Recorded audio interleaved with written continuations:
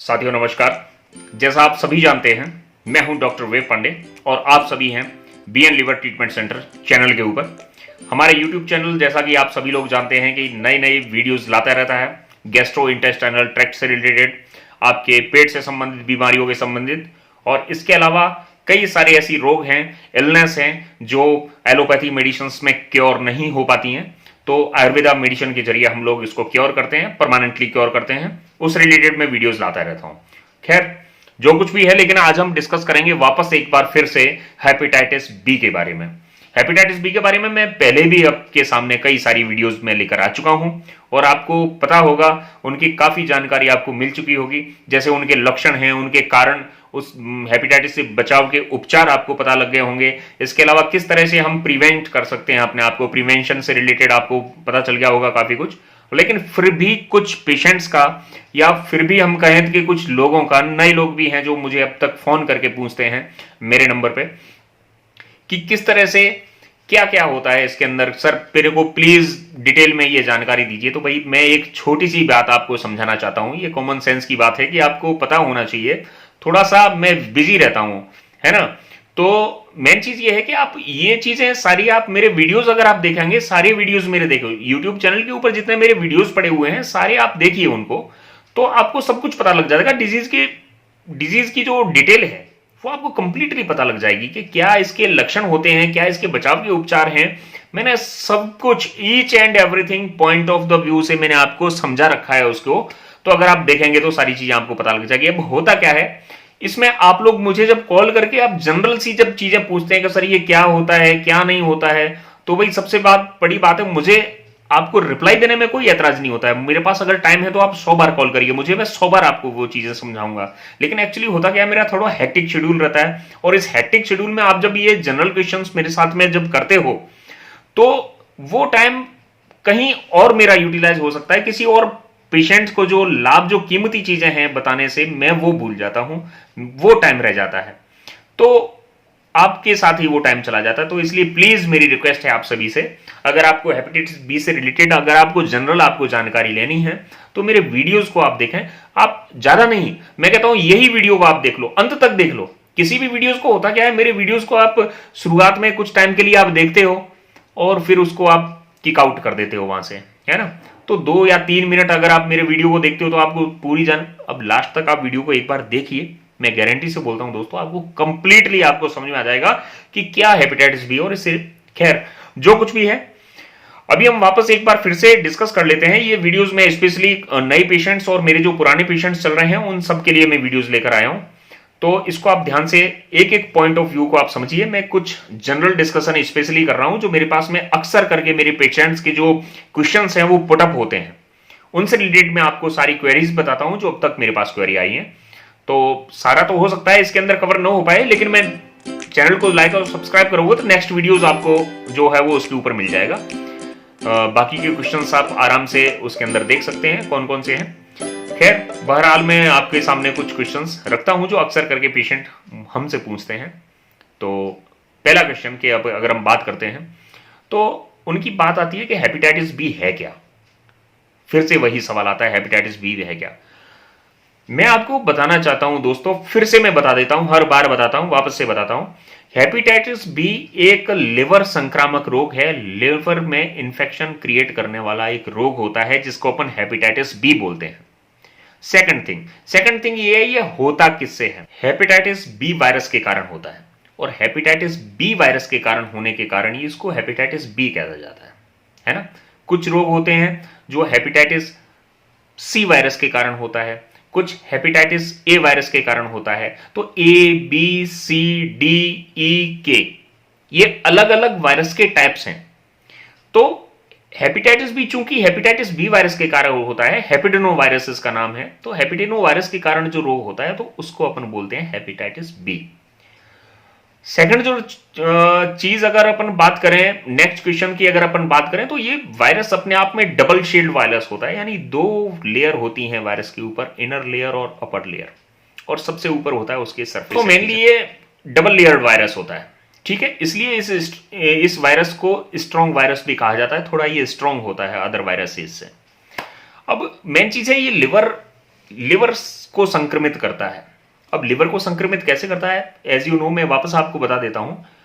Virus की एक specific location होती है अपने बॉडी में एक्ट करने की, और वो स्पेसिफिक पर्टिकुलर लोकेशन के जाकर ऊपर जाकर ही इफेक्ट करता है। हर वायरस एक पार्ट को पकड़ लेता है बॉडी को। जैसे अपन जानते हैं अभी लेटेस्ट जो कोविड चला है, तो कोविड का असर जो है लंग्स के ऊपर होता था, not all over the body, only specially attacks on the lungs. आपके फेफड़ों की जो क्रियाविधि है उसको वो प्रभावित करता था। इसी तरह हर्पीज सिंप्लेक्स वायरस होता है। हर्पीज सिंप्लेक्स वायरस जो होता है वो आपकी स्किन को डैमेज करता है, स्किन के ऊपर उसका प्रभाव होता है। इसी तरह ये हेपेटाइटिस बी वायरस है, ये सिर्फ आपके लिवर को संक्रमित करता है, आपकी बॉडी में रहता है और लिवर को संक्रमित करता है। कई सारे पेशेंट्स बोलते हैं भाई मुझे तो हेपेटाइटिस बी वायरस है सर, मुझे अभी तक कोई साइंस एंड सिम्टम्स इसके पता नहीं चल रहे हैं। मैं उनके लिए बताना चाहूंगा कि हेपेटाइटिस बी वायरस अंदर ही अंदर ब्लड में बना हुआ रहता है, अंदर ही अंदर लिवर को डैमेज करता रहता है। एक निश्चित मात्रा तक आपके लिवर का एक एक्ट है वो प्रभावित नहीं होता है, आपकी लिवर की जो एक्शंस हैं वो प्रभावित नहीं होती हैं। मोर देन जब 80% लिवर अपने आप में काम बंद कर देता है तो वो सिम्टम्स आपको शो होते हैं, जैसे गैस्ट्रिक प्रॉब्लम है, आपको पेट दर्द है, या अदर्स जो आपकी लिवर से रिलेटेड जो प्रॉब्लम्स हैं वो आपको दिखाई देना शुरू होंगी। अगर आप सोचो कि भाई मुझे हेपेटाइटिस बी है और मेरे को कोई सिम्टम नहीं पता चल रहे हैं, तो कोई बात नहीं, आप या तो सिम्टम्स आने का इंतजार कर लीजिए, है तो ये चीज पॉसिबल बढ़िया है। हम टाइम रहते ही उस चीज को लेकर आगे बढ़े, अपने प्रिवेंशन करें, उसको क्योर करें अपने उसको, तो वो सबसे ज्यादा बढ़िया है। तो मेन चीज यही है दोस्तों कि लक्षणों का हम वेट न करें, हम अपने साइंस एंड सिम्टम्स आने तक का वेट न करें, क्योंकि साइंस एंड सिम्टम्स आने के बाद में ट्रीटमेंट करना अपने आप में बहुत क्रिटिकल कंडीशंस हो जाती हैं। मोर देन 80% लिवर का डैमेज होना आप अपने आप में समझते हैं, आपको लिवर सिरोसिस की कंडीशन हो चुकी होती है तब तक, और तब फिर क्योर करने की बात अगर अपन हेपेटाइटिस बी की तो नहीं कर सकते। हमें सबसे पहले उस कंडीशन में लिवर को बचाना होता है, क्योंकि लिवर जो डैमेज हो रखा होता है सबसे पहले लिवर को बचाना होता है। चौथी बात जो मुझसे पूछा करते हैं पेशेंट्स, वो अक्सर ये पूछते हैं सर ये इतना खतरनाक बीमारी क्यों होती है, ये डिजीज इतनी डेंजरस क्यों है। अरे भाई आप ये सोचिए कि डेंजरस इसलिए है सबसे पहले कि, तो ये मैंने पहले ही बताया आपको, डबल शेल्ड वायरस के कारण होती है। अब नेक्स्ट जो चीज है वो, क्योंकि ये एक साइलेंट इन्फेक्शन है, साइलेंट इन्फेक्शन रहता है, ये आपके ब्लड के अंदर इन्फेक्शन रहता है और साइलेंटली ये आपके लिवर के ऊपर धीरे धीरे ये डैमेज करने लगता है, पता ही नहीं लगता। जैसे most of the persons of the world को पता ही नहीं लगता कि उन्हें हेपेटाइटिस बी है, क्यों? वो डॉक्टर के पास में रूटीन चेकअप के लिए तो जाते नहीं है। जब कभी उनको अगर दिक्कत क्रिएट होती है तो ही वो जाते हैं। सपोज दैट अगर उनको पेट दर्द की शिकायत हुई कभी, यानी अपन कह सकते हैं कोइंसिडेंटली उनको पता चलता है कि मुझे हेपेटाइटिस बी है। कई सारे पेशेंट्स को क्या होता है, फॉरेन कंट्रीज में जाना है तो उनका मेडिकल होता है, तब उन्हें लगता है मुझे हेपेटाइटिस बी है।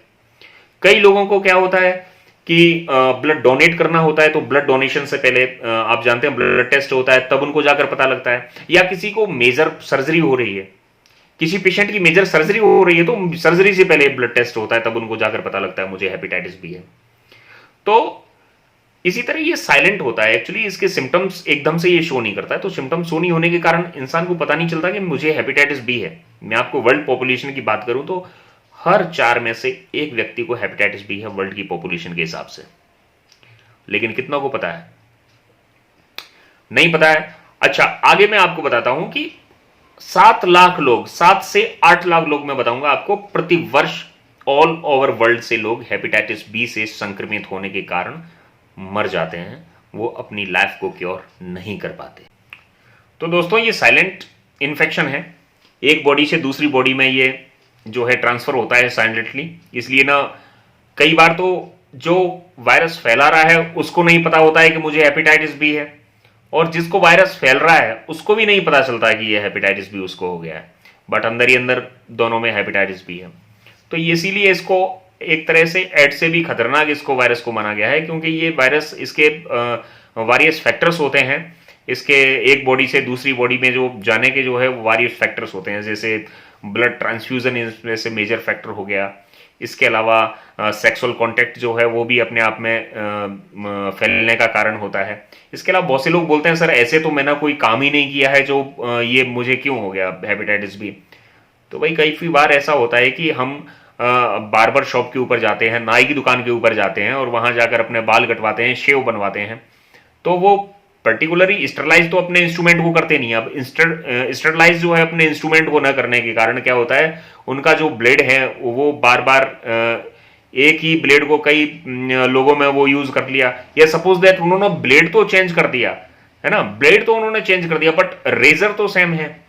तो रेजर उसी रेजर में नई ब्लेड को लगाने के बाद उसको इस्तेमाल कर रहे हैं, तो कहीं ना कहीं किसी और का ब्लड और आपका ब्लड अगर वहां पर कट लगने से जो है वो मैच हो गया तो आगे आपको स्प्रेड आउट होने के चांसेस रहते हैं ये वायरस। तो नाई की दुकान ही है, कई बार ऐसा घर में इस्तेमाल होने वाले जो चाकू हैं, तो एक का अगर हाथ कट गया तो उसके उसी से अगर चाकू दूसरा भी यूज कर रहा है बिना स्टरलाइज किए उसको, तो उसको भी दिखती बात है हेपेटाइटिस भी होने के चांसेस रहेंगे। इस तरह से there are the various factors to spread out this kind of infection. So don't say that मुझे कैसे हो गया, एक्चुअली पॉल्यूटेड वाटर के कारण हो रहा है। इससे बड़ी बात क्या कहूं, हम कहीं जा रहे हैं और सपोज दैट हमने पानी पी लिया, अब क्या पता वो रेलवे स्टेशन का जो टैंक है या बस स्टैंड का जो टैंक है वो पता नहीं कितने दिनों से वो साफ हुआ हो, तो उस पानी से भी हेपेटाइटिस बी वायरस फैलता है। तो खूब सारे वायरस फैक्टर्स हैं। अब बात आती है कि हेपेटाइटिस बी कितने प्रकार का होता है। हेपेटाइटिस बी दो प्रकार का होता है, एक्यूट हेपेटाइटिस बी होता है और क्रॉनिक हेपेटाइटिस बी होता है। अगर वायरस आपका बॉडी में 6 महीने से कम समय में अगर अंदर आया है, आपकी बॉडी में एंटर हुआ है, तो ये आपको एक्यूट हेपेटाइटिस होने का संकेत होता है। दूसरा होता है क्रॉनिक हेपेटाइटिस। अगर बॉडी में आपकी वायरस 6 महीने से ज़्यादा जब रह जाता है तो वो वायरस क्रॉनिक हेपेटाइटिस बी में तब्दील हो जाता है। अच्छा, इसके अलावा जब एक्यूट हेपेटाइटिस बी होता है तो सपोज एक बॉडी से दूसरी बॉडी में जब हेपेटाइटिस बी आता है तो लगभग 60 से 150 दिन का टाइम लगता है इसको फाइंड आउट होने में। जब आप हेपेटाइटिस बी पॉजिटिव हो जाते हैं तो उसके बाद में आपको उल्टियां होना, पेट दर्द रहना, डाइजेशन आपका प्रॉपर ना होना और खूब सारी ऐसी पेट से संबंधित समस्याएं होने लगती हैं, जिससे आपको डॉक्टर के पास जाना पड़ता है। And then you come to know that you have the hepatitis B infection. अच्छा, इसके अलावा होता क्या है कि कई व्यक्तियों को हेपेटाइटिस बी का वायरस बॉडी में एंटर भी कर जाता है और वो ऑटो क्योर भी हो जाता है। जी हाँ दोस्तों, 6 महीने की जो टाइम पीरियड होती है हेपेटाइटिस बी की जो टाइम पीरियड होती है वो हमारा बॉडी का अपना खुद का एक इम्यून सिस्टम होता है जो वायरस के अगेंस्ट जो है वो लड़ता है। तो मोस्ट ऑफ द पर्संस में क्या होता है, हेपेटाइटिस बी वायरस कब आया और कब आपका इम्यून सिस्टम उस वायरस के अगेंस्ट लड़ा और कब उसने उस वायरस को डिफीट कर दिया, हरा दिया और वो वायरस चला गया। तो बट कुछ लोग होते हैं उनमें से जो होते हैं वो क्रोनिक इन्फेक्शन के शिकार हो जाते हैं। 6 महीने से ज्यादा उनका कहीं ना कहीं इम्यून सिस्टम उनका वीक रहता है, या हम बात करें तो वायरस अपने आप में उनका ज्यादा स्ट्रांग होता है। तो इस वजह से वायरस उनकी बॉडी में रह जाता है 6 महीने से ज्यादा पुराना और वो क्रोनिक इन्फेक्शन के शिकार हो जाते हैं। क्रोनिक इन्फेक्शन के शिकार जो व्यक्ति होते हैं, जिनको chronic infection chronic hepatitis B होता है, इन द सेंस वो आगे चलकर लिवर सिरोसिस जैसी, लिवर कैंसर जैसी समस्याओं से वो पीड़ित होते हैं। आगे चलकर उनके लिवर डैमेज का खतरा बहुत ज्यादा होता है क्रोनिक इन्फेक्शन वाले पेशेंट्स में। अच्छा, कुछ विशेष सवाल। कुछ महिलाएं बहुत ज्यादा परेशान रहती हैं, कुछ पुरुष बहुत ज्यादा परेशान रहते हैं कि सर मेरी वाइफ को तो हेपेटाइटिस बी नहीं हो जाएगा, या मेरे हस्बैंड को तो हेपेटाइटिस बी मुझसे नहीं हो जाएगा, संक्रामक रोग है, तो ये किस तरह से क्या होगा। तो मैं उनके लिए कुछ चीज़ें मैं बताना चाहूँगा। जैसे मेरे पास में कुछ महिलाओं के इतने फ़ोन आते हैं कि वो सबसे ज़्यादा परेशान है कि सर मेरे हस्बैंड मुझे छोड़ने वाले हैं, वो मेरे को डाइवोर्स देने की बात करते रहते हैं कि तू इस रोग से पीड़ित है और मेरे को कहीं हो ना जाएगा, ये नहीं हो जाएगा। तो एक माहौल एक ऐसा बना हुआ है, जो डर जो ऐसा बना हुआ है लोगों में हेपेटाइटिस बी को लेकर। तो उनको मैं कहना चाहूंगा अपनी तरफ से कि भाई ऐसा नहीं है, ये बिल्कुल आपकी गलत बात है। आप एक चीज का मेरे को रिप्लाई दीजिए, क्या आपको अगर हेपेटाइटिस बी होता तो आपकी वाइफ आपको छोड़ती?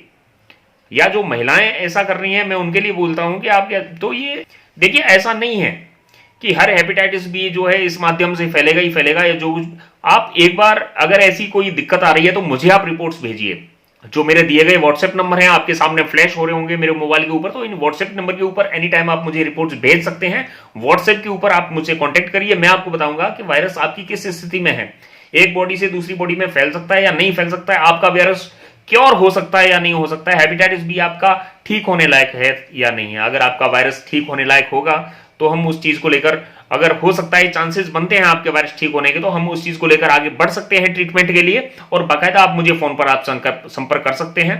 लेकिन ये इस वीडियो में जितने भी मैंने सवाल पूछे हैं, इससे रिलेटेड कोई सवाल आप मत पूछिए। अगर आपको समझ में नहीं आया है तो आप बाकायदा वीडियो वापस देख लीजिए। लेकिन इससे होता क्या है, टाइम की वेस्टेज होती है। उस बीच ये फालतू के सवाल पूछने से होता क्या है कि कोई और व्यक्ति जो है वो लाभ उठाने से चूक जाता है। हो सकता है उतनी देर में मैं किसी और को इंपॉर्टेंट बात समझाऊं।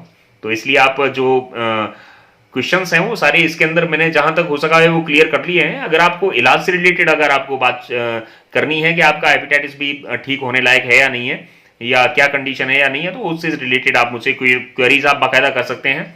रिपोर्ट्स आप भेजकर मेरे को आप सजेशन ले सकते हैं एनी टाइम, नो डाउट, कोई दिक्कत नहीं है। अच्छा, अपने यहाँ से लगभग जो अटेंड करते हैं हम लोग जो पेशेंट, उसमें से मैं बताना चाहूंगा 70 से 80% व्यक्ति जो है ठीक हो जाते हैं पूरी तरह से। और उसमें से भी अगर जो व्यक्ति रह भी जाते हैं तो वायरस उनका इतना निढाल हो जाता है कि लाइफ टाइम उनको लिवर सिरोसिस जैसी कंडीशन जो है, लिवर से रिलेटेड जो उनका लिवर कैंसर जैसे जो रोग हैं, भयानक रोग, वो उनको कभी लाइफ टाइम नहीं होते, क्योंकि वायरस अपने आप में इतना कमजोर कर दिया जाता है उनका दवाइयों के जरिए कि वो